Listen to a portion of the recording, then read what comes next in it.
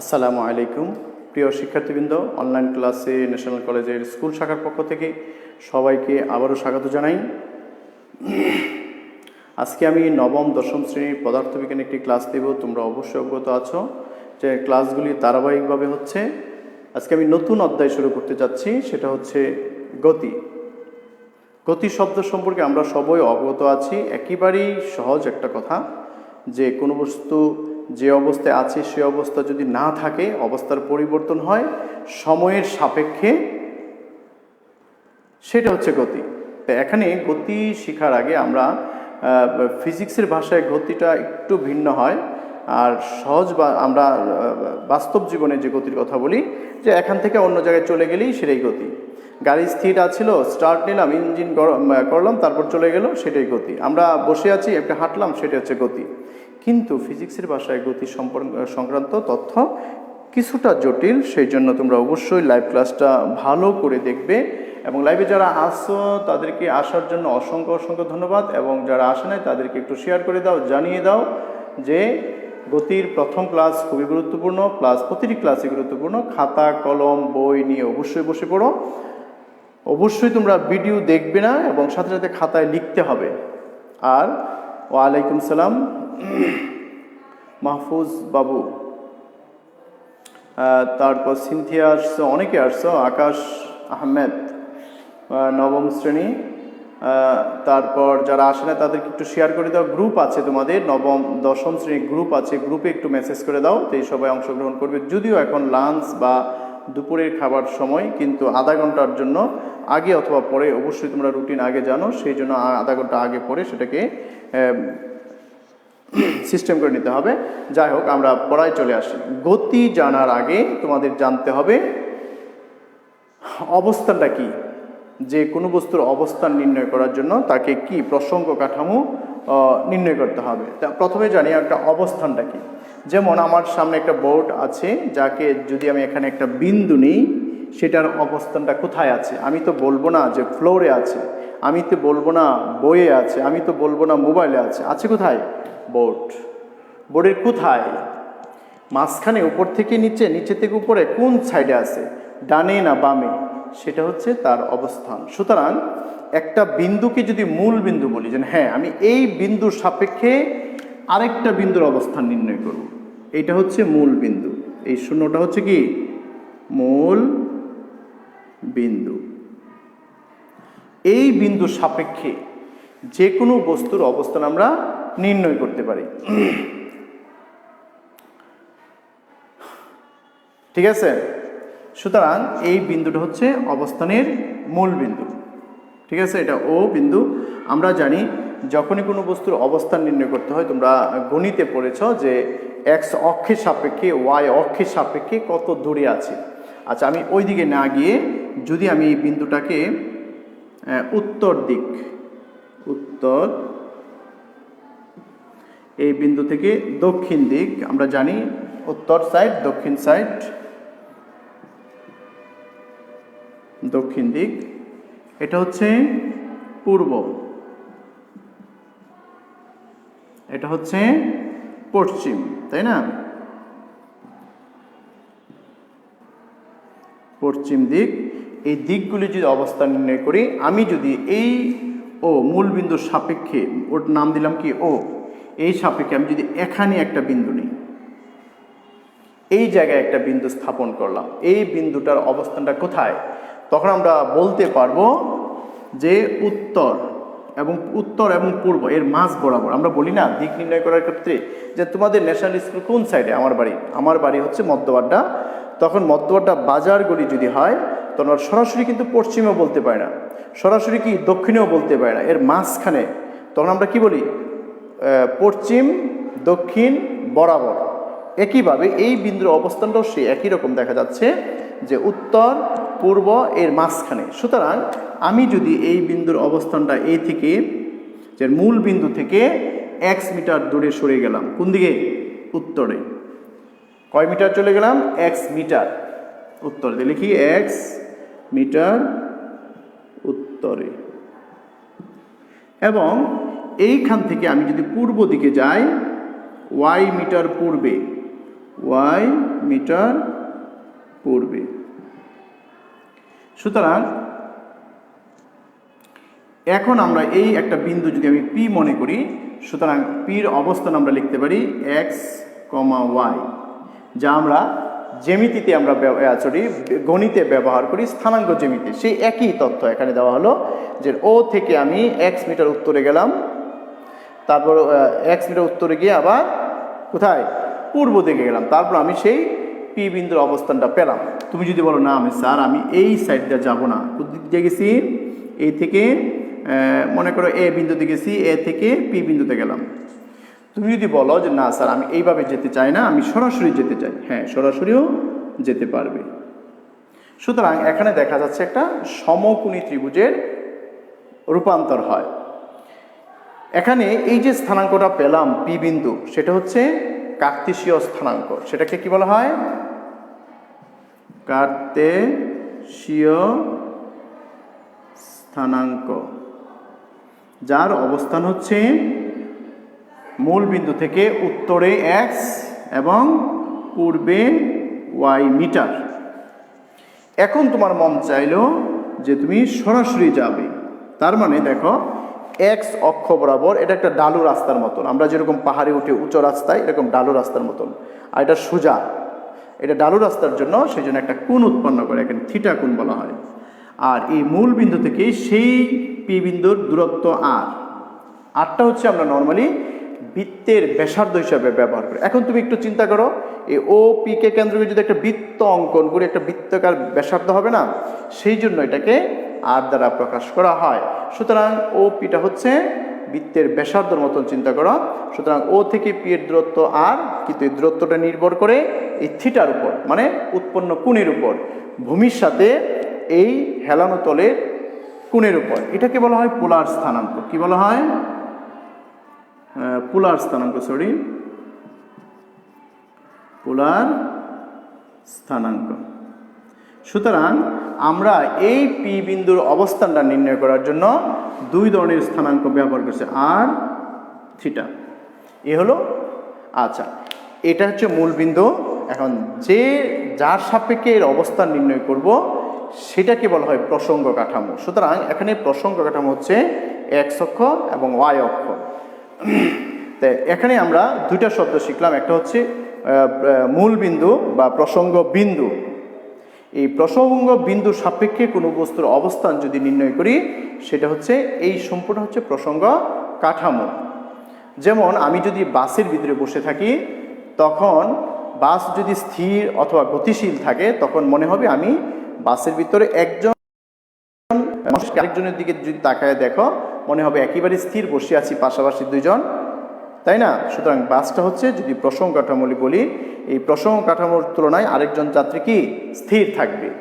এখন যদি বাসের বাহিরের দিকে তাকাই, তখন দেখা যাবে বাহিরে যদি একটা লোক দাঁড়িয়ে থাকে আর আমি যদি বাসের ভিতরে বসে থাকি, বাস যদি চলনশীল হয়, গতিশীল হয়, তখন দেখা যাবে যে ওই বাহিরের লোকের তুলনায় আমি গতিশীল। সুতরাং যার সাপেক্ষে কাউকে তুলনা করা হয় সেটা হচ্ছে প্রসঙ্গ কাঠামো। সুতরাং প্রসঙ্গ কাঠামোর সংজ্ঞাটা তোমাদের খুবই ইম্পর্টেন্ট, যে মূল বিন্দুর সাপেক্ষে বা মূল বিন্দুর সাথে তুলনা করে কোনো বস্তুর অবস্থান পরিমাণ করা, অবস্থান নির্ণয় করা, গতি না স্থির ইত্যাদি নির্ণয় করা হচ্ছে আমরা প্রসঙ্গ কাঠামো বলবো। আবার বলি, মূল বিন্দুর সাপেক্ষে কোনো বস্তুর স্থিতিশীল না গতিশীল না অবস্থার ইত্যাদি নির্ণয় করার জন্য যা ব্যবহার করা হয় সেটাকে বলা হয় প্রসঙ্গ কাঠামো। এখন চলো আমরা এই প্রসঙ্গ কাঠামোর সাপেক্ষে কোনো বস্তু গতিশীল না স্থিতিশীল সেই সম্পর্কে আমরা জানব। এর আগে আমরা স্থিতি গতি সম্পর্কে জানব। তোমরা অবশ্যই অবগত আছো স্থিতি কি। কোনো বস্তু স্থির থাকাটাই হচ্ছে স্থিতি, তাই না? যেমন তোমরা বসে এখন আমার ক্লাসটা দেখতেছ, সেটা হচ্ছে কি স্থিতি।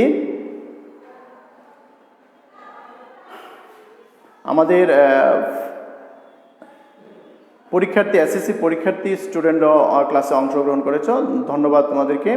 অবশ্যই ক্লাসটা দেখো, এতে তোমরা আবার গতির যে প্রাথমিক আলোচনা সেই সম্পর্কে একেবারেই ক্লিয়ার হতে পারবে, কারণ বেসিকটা আমরা দেখাচ্ছি প্রথম ক্লাস যেহেতু। তো স্থিতি বলতে আমরা কোনো বস্তুকেই, যেমন এই আমার সামনে যে সাদা হোয়াইট বোর্ডটা আছে সেটা স্থিতি আছে, মানে স্থির অবস্থায় আছে, লড়াচড়া করে না। আমি এখানে কালকে এসে যদি দেখি এখানে, তখনই সেটা স্থির হবে। আর যদি বলি যে এই বোর্ডটা এখানে ছিল, কালকে এসে দেখে এখানে নেই, আরও 10 মিটার দক্ষিণে চলে গেছে বা উত্তরে চলে যায়, তখন সেটা স্থির থাকবে না। অবস্থার যদি পরিবর্তন হয় তখনই গতিশীল হবে। সুতরাং স্থিতি বলো গতি বলো কয়েকটা বস্তুর উপর নির্ভরশীল। প্রথম হচ্ছে কোথায় আছে, সময়ের উপর নির্ভরশীল। দুইটা শব্দ, পারিপার্শ্বিক অবস্থার উপর নির্ভরশীল, একটা হচ্ছে সময়ের উপর নির্ভরশীল। সুতরাং গতি স্থিতির সংজ্ঞা দেওয়ার জন্য তোমার পারিপার্শ্বিক অবস্থাটা তোমার বুঝতে হবে, যে কি পরিবেশে ছিলা, তারপর কি অবস্থায় রূপান্তর হয়। যেমন সূর্য পূর্ব দিকে উঠে সকালে, পশ্চিম দিকে কোথায় যায়, অস্ত যায়। তার মানে কি, সূর্য গতিশীল, সে অবস্থার পরিবর্তন হচ্ছে। এখন কিভাবে দেখলাম আমি, কার সাপেক্ষে, এই পৃথিবীর সাপেক্ষে, পৃথিবীতে আমি বসবাস করতেছি, সুতরাং পৃথিবীর সাপেক্ষে সূর্য গতিশীল। এই অবস্থানটা হচ্ছে আমি যে অবস্থায় দেখতেছি সেটা হচ্ছে পারিপার্শ্বিক অবস্থান। সুতরাং পারিপার্শ্বিক অবস্থার সাপেক্ষে কোনো বস্তুর যদি সময়ের সাপেক্ষে অবস্থার পরিবর্তন হয়, তখনই সেটা পরিবর্তন না হয় সেটাকে আমরা স্থিতি বলবো। সেই জন্য আমরা স্থিতির সংজ্ঞাটা আশা করি বুঝতে পেরেছ, যে স্থিতির সংজ্ঞাটা হচ্ছে সময়ের পরিবর্তনের সাথে, একটু লিখে নাও খাতায়, সময়ের পরিবর্তনের সাপেক্ষে, সময়ের পরিবর্তনের সাপেক্ষে, পরিবর্তনের সাথে, পারিপার্শ্বিক সাপেক্ষে, পরিবর্তনের সাথে, এবার লিখি তো সুন্দর হবে। পারিপার্শ্বিক সাপেক্ষে, পারিপার্শ্বিক সাপেক্ষে কোনো বস্তুর অবস্থার পরিবর্তন না হলে পারিপার্শ্বিক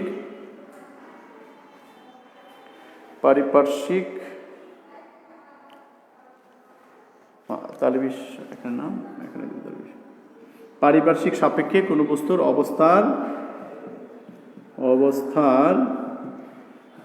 পরিবর্তন না হলে তাকে স্থিতিশীল বা স্থির বস্তু বলে। তাকে স্থিতিশীল বা স্থির বস্তু বলে। ক্লিয়ার? যে সময় যাচ্ছে, সময় যদি পরিবর্তন না হয়, সময় যাচ্ছে মানে আজকে আমি 1 ঘন্টা আগে একটা বস্তুকে দেখে গেলাম এখানে, কিন্তু 1 ঘন্টা পরে এসে দেখি এখানে স্থির না, এখানে নেই, মানে অন্য জায়গায় চলে গেছে।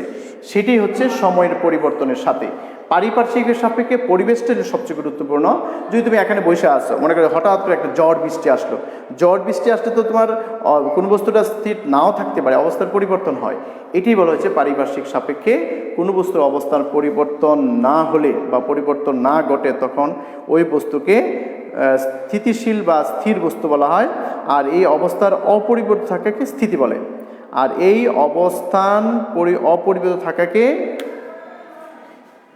এই অবস্থার অপরিবর্তিত থাকাকে, অপরিবর্তিত থাকাকে কি বলে? স্থিতি বলে। ক্লিয়ার? স্থিতিশীল তাকে ওই বস্তুর স্থিতিশীল বলা হয় বা স্থির বস্তু বলা হয়। আর এই যে এই অবস্থার অপরিবর্তিত মানে পরিবর্তন হচ্ছে না থাকাকে স্থিতি বলা হয়। এখানে গতি যদি সংজ্ঞা দিতে চাও খুবই সহজ, শুধু স্থিতি জায়গায় গতি বসায় দাও, গ। একইভাবে সময়ের পরিবর্তনের সাথে পারিপার্শ্বিকের সাপেক্ষে কোনো বস্তুর অবস্থার পরিবর্তন হলে, না ডাকাইটা দিলাম, পরিবর্তন হলে তাকে গতিশীল বলে। তাকে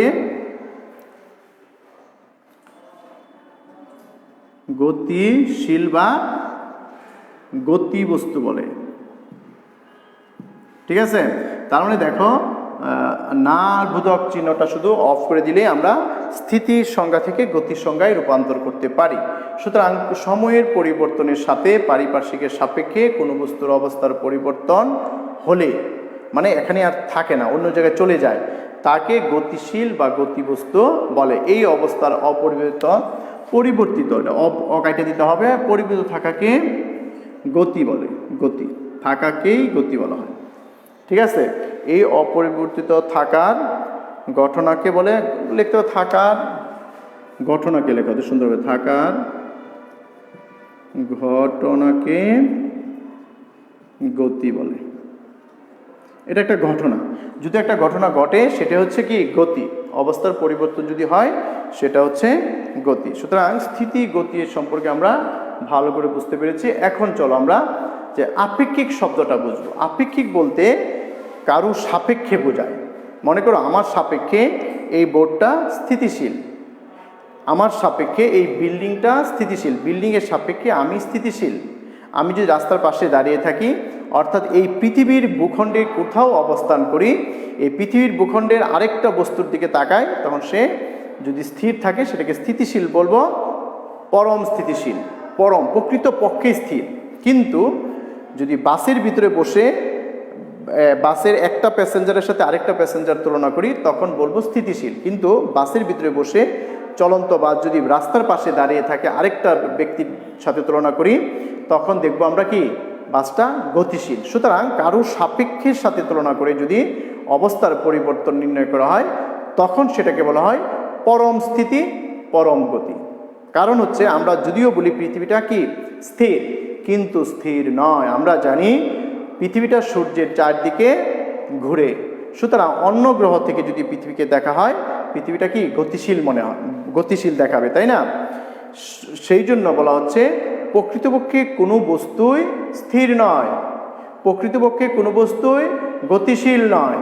যেমন বাসের কথা যদি আমি বলি, বাসের একজন মানুষ আরেকজন বস্তু, বাস যদি গতিশীল থাকে, তারপরে একজন সাপেক্ষে আরেকজন কি স্থিতিশীল।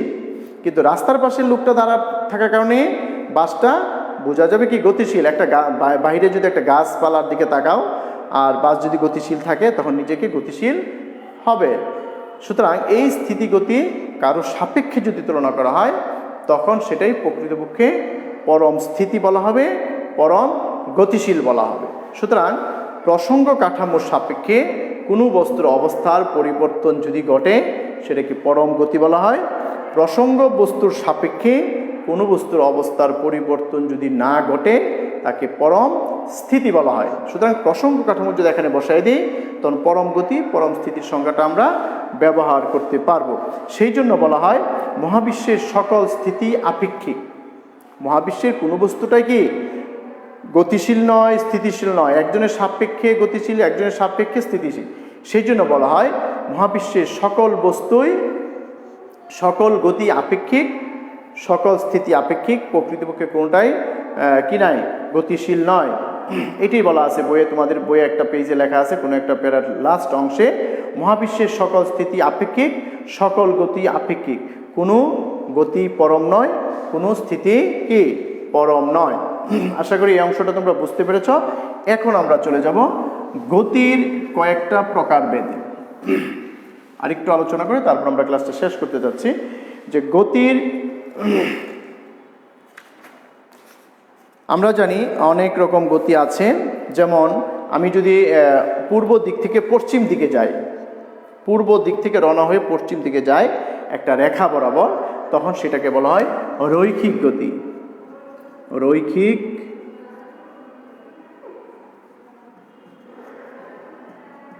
গতি। তার মানে রৈখিক গতির সংখ্যাটা একটু জানতে হবে। তোমরা একটু খাতা কলম নিয়ে লিখে নাও যে কোনো বস্তু যদি একটি সরল রেখা বরাবর গতিশীল থাকে, একটা সরল রেখা কখন হবে? যখন পূর্ব দিক থেকে পশ্চিম দিক, ঠিক পশ্চিম দিকে যাও, বা উত্তর দিক থেকে ঠিক দক্ষিণ দিকে যাও, একটা সরল রেখা বরাবর যাওয়া, কোনো বাঁকাতেরা না হয়। যেমন সূর্যের চারিদিকে পৃথিবী ঘুরতেছে, সেটা কিন্তু একটা সরল রেখা বরাবর ঘুরে, তারপরেও কিন্তু বৃত্তাকার হয়। সুতরাং সরল রেখা বরাবর বলা যাবে না সেটা। সুতরাং কোনো বস্তু যদি একটি সরল রেখা বরাবর গতিশীল হয়, অর্থাৎ বস্তুটি যদি গতি একটি সরল রেখার উপর সীমাবদ্ধ থাকে, তাহলে তার গতিকে রৈখিক গতি বলা হয়। আমি আবার বলি সংজ্ঞাটা, কোনো বস্তু যদি একটি সরল রেখা বরাবর গতিশীল হয়, অর্থাৎ বস্তুটি গতি যদি অবস্থার পরিবর্তন না হয়, একই রেখা বরাবর গতিশীল থাকে, তাকে রৈখিক গতি বলে। এরপরে আসো ঘূর্ণন গতি।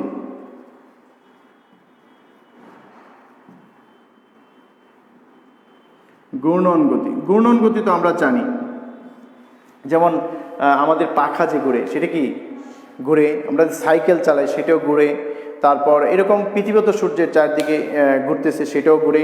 সুতরাং ঘূর্ণন গতি হচ্ছে একটা নির্দিষ্ট বিন্দুকে কেন্দ্র করে, বিন্দু অবস্থান, বিন্দু বলছিলাম আমরা প্রসঙ্গ বিন্দু, এটাকে বলে যদি প্রসঙ্গ বিন্দু, একটা নির্দিষ্ট বিন্দুকে নির্দিষ্ট দূরত্বে থেকে, নির্দিষ্ট বিন্দুকে কেন্দ্র করে নির্দিষ্ট দূরত্ব থেকে যদি কেউ ঘুরে, যেমন আমি যদি একটা গরু বা ছাগল যদি আমি মাঠে চড়াই, তখন আমি যদি একটা রশি দিয়ে দড়ি দিয়ে বেঁধে রাখি একটা খুঁটিতে, সেই খুঁটিতে বাঁধার পরে গরুটা যদি এই একই বৃত্তাকার পথে সে ঘুরতেছে আর ঘাস খাচ্ছে, ঘুরতেছে আর ঘাস খাচ্ছে, এর ভিতরে যে খায় সে কীভাবে ঘুরে, একটা নির্দিষ্ট বিন্দু বা খুঁটিকে কেন্দ্র করে নির্দিষ্ট দূরত্ব থেকে, এর বাইরে কিন্তু সে আর যেতে পারে না।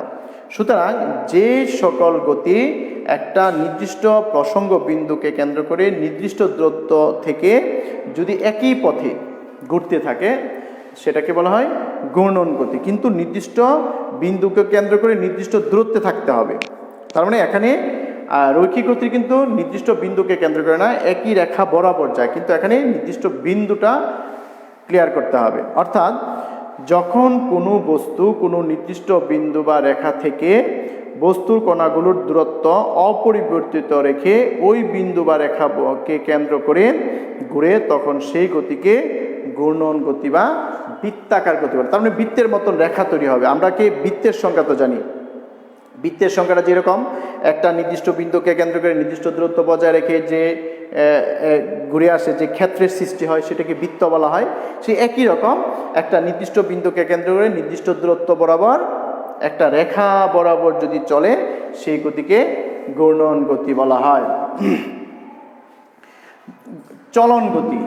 এখন বলো যে আমি যে হাঁটি বা আমি যদি সাইকেল দিয়ে বা বাইক দিয়ে যদি এক জায়গা থেকে অন্য জায়গায় যাই, সেক্ষেত্রেও কিন্তু ঘূর্ণন গতি হয়, চলন গতি হয়। ঘূর্ণন গতি এবং চলন গতি দুইটাই পাওয়া যায়। যেমন চাকা ঘুরে, এতে ঘূর্ণন গতি হয়, আবার চাকা কিন্তু এক জায়গায় স্থির থাকে না, অবস্থার চাকা স্থির থাকে সাইকেলে, কিন্তু তার সাইকেলের অবস্থানটা ঠিক থাকে না, আস্তে আস্তে সামনের দিকে এগিয়ে যায়। সুতরাং চলন গতি হচ্ছে কোনো বস্তু এমনভাবে চলতে থাকে যে বস্তুর কণার একই সময়ে একই দিকে সমান দূরত্ব অতিক্রম করে, তার গতি হচ্ছে চলন গতি। আচ্ছা, ঘূর্ণন গতি, চলন গতি আছে। যেমন কোনো বস্তু যদি এমনভাবে চলতে থাকে যে বস্তুর সকল কণা একই সময় একই দিকে চলতে থাকে, মানে সে স্থির থাকে না একই দিকে। যেমন তুমি যদি এরোপ্লেন বা উড়োজাহাজের কথা বলো, সে কিন্তু রৈখিক পথে চলে না, এক সময় উপরে যায়, একবার নিচে যায়, একবার দক্ষিণে যায়, একবার উত্তরে যায়। সুতরাং সেটা রৈখিক গতি নয়, রেখা বরাবর একই রেখা বরাবর যাচ্ছে না, সেই গতিটা হচ্ছে চলন গতি। তার মানে রৈখিক গতি চলন গতি কাছাকাছি মিল আছে, কিন্তু রৈখিক গতির ক্ষেত্রে একই রেখা বরাবর যেতে হবে, কিন্তু চলন গতি একই রেখা বরাবর যায় না। যেই জায়গায় যায় সকল কণা, বস্তুর সকল কণা একই দিকে যায়, সেটা হচ্ছে চলন গতি। যখন কোনো বস্তু এমনভাবে চলতে থাকে যে বস্তুর সকল কণা একই সময় একই দিকে যেতে থাকে, সেই কণাকে চলন গতি বলে। আচ্ছা, আমরা গতি সম্পর্কে অনেক সংজ্ঞা আছে, তোমরা পর্যায়ক্রমে এগুলি শিখতে হবে, বুঝতে হবে। যদি কারো কোনো সংজ্ঞায় সমস্যা থাকে, আমাকে মেসেঞ্জারে এই লাইভ ক্লাস অথবা অন্য 100 মেসেঞ্জারে অবশ্যই নক করবে যে স্যার এটা একটু বুঝিয়ে দেন। আচ্ছা, এরপরে আসো পর্যায়বৃত্ত গতি।